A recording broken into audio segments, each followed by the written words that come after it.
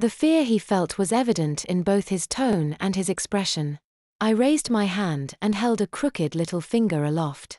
"Pinky promise," I said.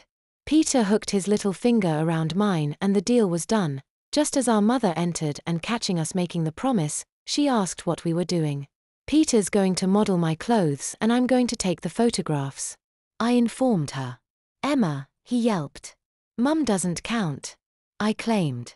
Mum asked if he'd just be modeling the t-shirts, jumpers, and jeans, or if I planned on him modeling the skirts and dresses too. "Everything that fits," I replied as my brother audibly gulped. "Don't look so nervous, Pete. They're only clothes," I said, casting him a supportive smile. "You'll have to wear a bra," Mum stated. "The dresses and tops won't look right on a flat chest." "I hadn't thought of that," I said. "And you'll have to wear some tights to hide your hairy legs," Mum added. "I had thought of that." Mum went on to suggest that he'll need some makeup too, and that something could be done with his short boyish hair.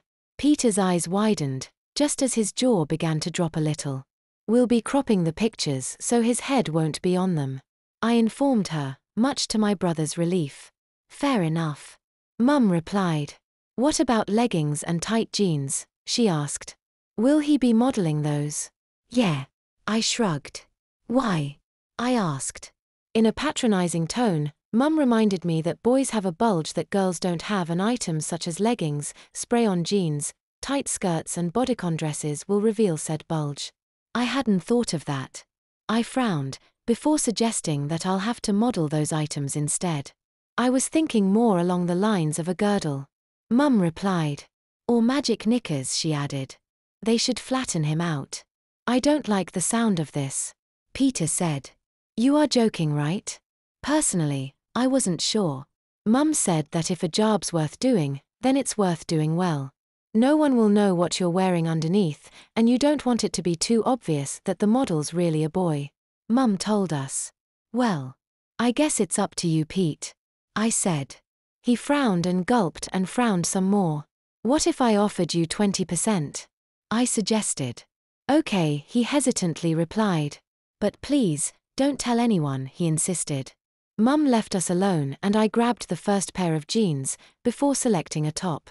"Surely any top will do," Peter said as I took my time choosing something. "Well, it's got to go," I said. Peter sighed impatiently. "I want the pictures to look good. Which means any old top won't do," I added before finding the top I'd been looking for.